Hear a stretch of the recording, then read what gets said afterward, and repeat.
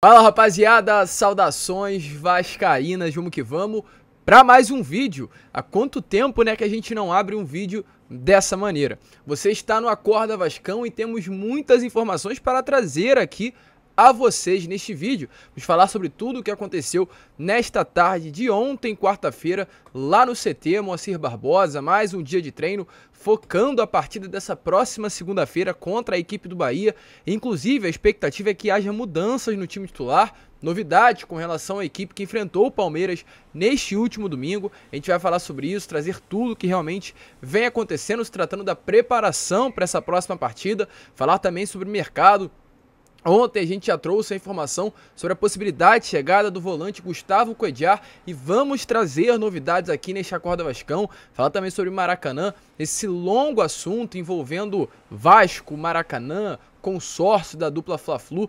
Então fiquem ligados porque o vídeo está cheio de informações importantes para você, torcedor vascaíno. Porém, é claro, antes de começar, antes de deixar você aí muito bem informado sobre tudo o que acontece no nosso Cruz Maltino, eu faço questão de dar as boas-vindas a todos vocês que estão chegando ao nosso canal pela primeira vez. Para quem não me conhece, eu sou o Lucas e você está no canal do Gigante Vasco, o canal do torcedor vascaíno. Se você ainda não é inscrito no nosso canal, se inscreva. Estamos aqui todos os dias às 7 horas com a Acorda Vascão, por volta de 2 horas com Fala Gigante, às 8h30 da noite com o Boa Noite Gigante. Contamos aí com a presença, com a participação, com a inscrição de todos vocês. Então é claro, para que você não perca nada, se inscreva e ative também o seu sininho de notificação para que todos os nossos vídeos cheguem até você e você automaticamente não perca nada se tratando de Vasco. Além disso, deixe também aqui o seu like. O seu like, torcedor, é essencial para a divulgação dos nossos vídeos. E deixe aqui também o seu comentário. Gustavo Coedjar seria um bom reforço para o Vasco? Coloque aí a sua opinião. E antes de começar, mandar aqui 3 abraços. Um abraço lá para o Orlando Alexandre, de Timbaúba, Pernambuco. Um abraço também para o Dirceu Paulo Ferreira, de Sarandi, Paraná. E um abraço também lá pro Antônio Filho Oliveira Alves, de Parnaíba. Os 3 aí que sempre acompanham o canal do Gigante pedirão um abraço, então um salve, um abraço, saudações vascaínas a todos que curtem o nosso canal. E se você também quer um abraço, ó, um salve, o que você quiser, coloque aqui nos comentários. Mas vambora, rapaziada, sem muita enrolação, falar logo de Vasco, pois ontem lá no CT Moacir Barbosa, como está aparecendo aí nas imagens a vocês, foi mais um dia de treino visando principalmente a partida dessa próxima segunda-feira, envolvendo Vasco e Bahia pela 3ª rodada do Campeonato Carioca. Lembrando que anteontem, na terça-feira, o elenco que não foi a campo na partida desse último domingo contra o Palmeiras realizou um amistoso contra a equipe do Sampaio Correia. Todos os reservas foram a campo e venceram pelo placar de 3-1. Gols marcados por 3 reforços: Matheus Cocão ou Matheus Carvalho, Ryan, que veio do Santos, e também o meio-campo Gabriel Carabarral. Ontem todos os jogadores foram a campo, tanto os titulares que entraram em campo contra o Palmeiras nesse último domingo, quanto também os reservas que enfrentaram o Sampaio Corrêa na última terça. E durante esse período de treinos que vem acontecendo, a gente pode começar a observar uma mudança que deve acontecer na próxima segunda-feira contra o Bahia. O Barbieri vem preparando algumas mudanças, principalmente para o setor de meio campo da equipe Cruz Maltina. O Vasco com toda certeza vai variar muito com relação ao elenco, né, ao time titular, das partidas que irá atuar durante a temporada de 2023. Falo isso porque o Vasco a gente já viu, principalmente durante o Campeonato Carioca, que foi a única competição, além da Copa do Brasil, que o Vasco disputou nessa temporada de 2023, que de fato o Barbieri variava. O time do Vasco era um contra enfrentava um grande num clássico do Rio de Janeiro, e o time do Vasco era outro contra enfrentava um clube menor. Qual era a grande e principal mudança? A saída do Rodrigo e a entrada de um meia com características mais ofensivas, né? Porque na verdade o Vasco hoje joga com 3 volantes no meio campo. Rodrigo, que é o primeiro volante de contenção, e o Andrei e o Jair. O Rodrigo ali, ele dá mais liberdade pro Andrei e o Jair saírem jogando e faz essa contenção no sistema defensivo. E o Vasco jogando contra o Atlético Palmeiras, era necessário ter o Rodrigo. Para quem acompanhou durante todo o Campeonato Carioca, viu o que a ausência do Rodrigo causou numa partida contra o Flamengo. O Vasco, quando atuou contra o Flamengo com o Rodrigo no sistema defensivo, anulou muito, principalmente o poder de realmente ataque, o poder ofensivo do Arrascaeta, que é o camisa 10 do rival. Quando o Rodrigo atuou, Rodrigo conseguiu anular completamente a principal jogada do Flamengo, que era nesse camisa 10. Então a gente, a partir desse jogo, de muitos outros contra gigantes aqui do futebol carioca, conseguiu observar o que o Rodrigo faz diferença no sistema defensivo da equipe cruzmaltina e o quanto também, né, com a presença do Rodrigo, Jair e André conseguem chegar com mais qualidade ao ataque, porque eles se sentem mais à vontade para atuar no último terço do campo. Porém, como o Vasco irá enfrentar na próxima segunda-feira o Bahia, dentro de São Januário, o Vasco vem de 2 partidas boas contra Atlético Mineiro e Palmeiras, e o Bahia vem de 2 partidas ruins, 2 derrotas contra Coritiba e também contra Botafogo, a expectativa é que haja essa mudança. Saia o Rodrigo, sendo esse primeiro volante de contenção, e entre o Marlon Gomes. O Vasco jogando com 3 volantes no meio campo, 3 volantes que defendem bem, mas que também chegam com bastante qualidade ao setor ofensivo. Provavelmente com essa formação quem acabará se tornando esse primeiro volante de contenção é o Andrei, mas muito mais com objetivos ofensivos do que com objetivos defensivos. Então a expectativa é que realmente haja essa mudança. Rodrigo saia e entre o Marlon Gomes, já que o Vasco precisará construir resultado. O Bahia muito provavelmente vem para São Januário se fechar, jogar lá atrás, esperar o Vasco da Gama, e o Vasco exatamente com essa necessidade de construir um placar, ter que realmente tomar conta da partida, o Marlon Gomes muito provavelmente entrará no lugar do Rodrigo. O Rodrigo que infelizmente, vou dar a minha opinião, não jogou bola no domingo contra o Palmeiras. Vi a partida contra o Palmeiras no último domingo em loco, ou seja, no estádio, pude perceber que o Rodrigo não desempenhou aquilo que ele já havia desempenhado com a camisa cruzmaltina. Não gostei da partida do Rodrigo nesse último domingo, essa é a realidade. Muitos passes errados, muitas ações equivocadas, parecia estar bastante nervoso, não sei se era, né, por estar jogando no Maracanã lotado, contra um grande adversário, com muitos jogadores bons, qualificados do outro lado, mas o Rodrigo parecia sim estar muito nervoso. A gente fica observando e percebe, né, tendo um volante mais qualidade ali, às vezes a situação de armação, de contenção no Vasco poderia ser outra. Então, resumindo, não gostei da partida do Rodrigo nesse último domingo. Acredito que uma saída dele, principalmente no jogo contra o Bahia, não vai fazer falta. Mas a sua saída, caso aconteça e deva acontecer, não se dará pela atuação, mas sim por uma necessidade de construir o placar diante desse próximo adversário em São Januário. Você concorda comigo? Acha que também é necessária essa mudança do Rodrigo pelo Marlon Gomes nessa próxima segunda contra o Bahia? Coloca a sua opinião aí nos comentários. Gente, prosseguindo, né?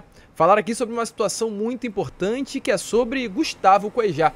E por que eu vou falar sobre o Gustavo Cuejá?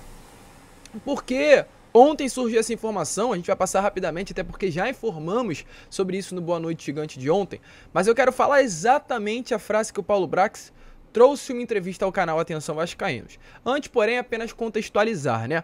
O Vasco é um time que hoje tem como primeiro volante o Rodrigo e trouxe no final dessa janela de transferência o Matheus Carvalho vindo do Náutico, por empréstimo até abril do ano que vem.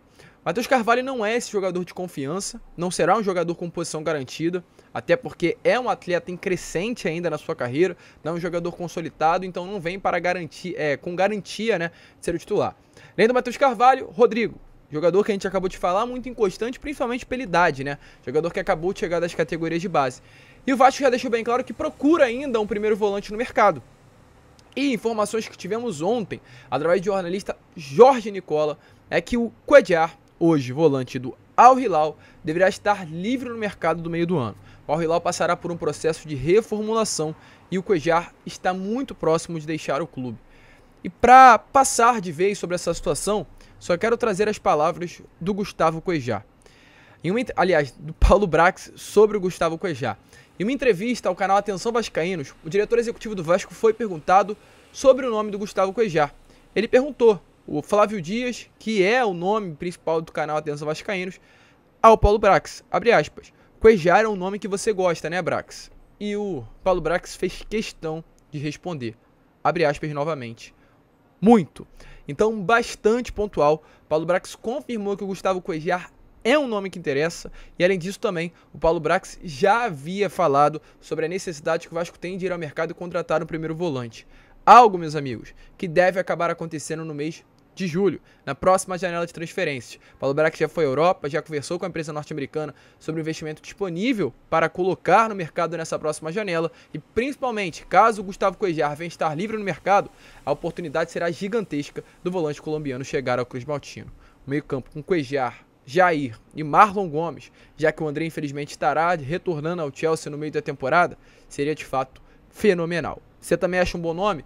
Coloque a sua opinião aí nos comentários. E, gente, para prosseguir, para antes de entrarmos no assunto Maracanã, Quero falar aqui sobre o que aconteceu ontem, se tratando de mais um lançamento do Vasco da Gama. Ontem as lojas Gigante da Colina divulgaram aí uma nova edição limitada da camisa Respeito e Igualdade do Vasco junto com a capa. Tá aparecendo nas imagens a vocês uma camisa realmente muito bonita, diferente das que nós vemos normalmente. Uma camisa branca com preto, muito legal, que realmente fala dessa luta que o Vasco tem sempre do lado certo, né? Do lado certo da história contra o racismo e todo tipo de preconceito. Uma camisa bonita demais que muito provavelmente vou estar tendo ela nesses próximos dias. Mas prosseguindo, né, rapaziada? Antes, é claro, deixa aí nos comentários se você também curtiu essa nova camisa do Cruz Maltino. Para finalizar o vídeo, gente, eu quero falar sobre Maracanã. Porque o que acontece? Nesses últimos dias tivemos muitas polêmicas envolvendo o estádio e eu quero passar a limpo com as últimas duas situações que aconteceram. Duas situações ontem.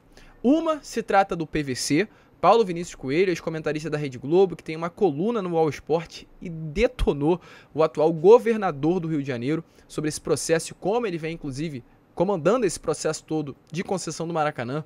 O PVC fez questão de chamar o Cláudio Castro e o seu governo de puxadinho. Falou que o Cláudio Castro é um governador de puxadinho e falar também sobre uma outra situação, onde o comentarista Lino, lá do Seleção Sport TV, deu uma aula ao narrador Luiz Carlos Júnior sobre o que vem acontecendo no Maracanã. Quero primeiro falar exatamente sobre o que o Lino falou. O Luiz Carlos Júnior, ele começou a questionar, no caso durante o programa, o porquê o Vasco não emprestaria São Januário à dupla Fla-Flu. E o comentarista Lino fez questão de falar, olha só, o Vasco não tem direito e obrigação nenhuma de emprestar São Januário à dupla Fla-Flu. O Vasco tem o seu estádio. O Maracanã, diferente de São Januário ser do Vasco, não é de Flamengo e Fluminense. Deu uma aula ao Luiz Carlos Júnior. Dê uma olhada aí e depois voltem, porque a gente vai falar exatamente o que o PVC deu de aula também no All Sport ao falar sobre o atual governador do Rio de Janeiro. O Vasco não tem que compor com ninguém. Não, mas numa composição amistosa, Lino, você falou em diálogo, não tem, ele pode ceder aos outros. Pode, mas você não pode dizer que o Vasco pode. O Vasco pode se ele quiser. Esse estádio é do Vasco. Sim, mas você não acabou de falar em diálogo. O Botafogo tem uma concessão, sobre ganha também. Esse é do Botafogo, esse é do Botafogo e acabou. O Maracanã é que está em discussão. O Maracanã pode ser compartilhado por todos eles. É um bem público que não existe um processo licitatório estabelecido. Existia, era mas eu estou defendendo o bom senso. Não, desculpe, eu não sei qual era. Maracanã é o Odebrecht. Inicialmente, o Odebrecht. Ela abre mão. Ela era a cesssionada, né? Ela era a concessionária do estádio. Ela tinha o direito sobre o estádio, ela administrava. Abriu mão da administração e ele volta para o estádio. Para o Estado, e o Estado não resolve essa questão, deixa em suspense. Então, o Maracanã está em aberto, o Maracanã é de quem apresentar uma proposta interessante, mas isso precisa ser aberto, isso precisa ser colocado publicamente. Se eles não se entendem, se trazer para uma mesa não deu certo, se não tem capacidade de articulação, se não tem capacidade de relacionamento, de fazer isso que você está falando muito bem. Eu acho também que seria o melhor caminho, sentar e resolver isso. Não tem como fazer. Hoje em dia, por exemplo, levando para São Paulo... Deixa o linoense administrar o Maracanã. Levando para São Paulo, quando tem show no Allianz, o Palmeiras vai jogar no Morumbi, vice-versa.